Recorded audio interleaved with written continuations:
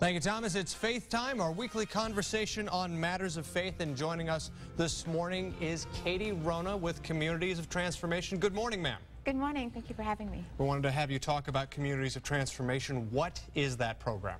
So Communities of Transformation is a ministry that works with families who are working to build a better future story for themselves.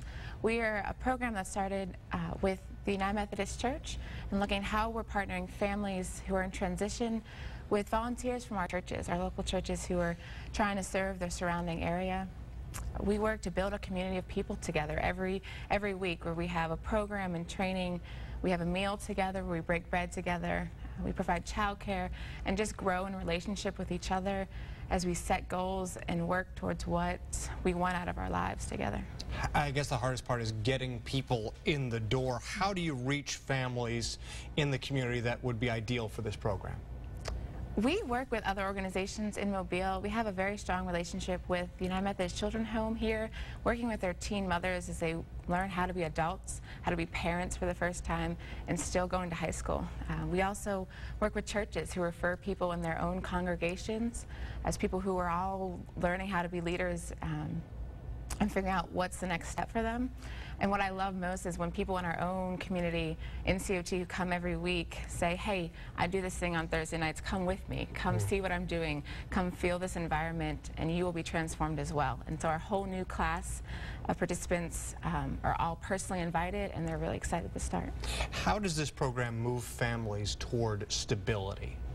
We start with a leadership course excuse me, called Awaken, where we look at what is our individual strengths and assets, and we grow on that. We look at how we're all growing in our own personal development through this holistic approach, where we focus on the 5 dimensions of life: physical, intellectual, spiritual, relational, and financial.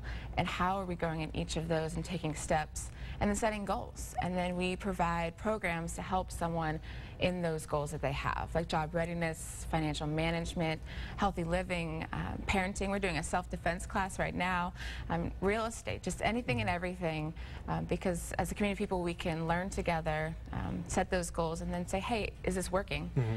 What steps are you taking?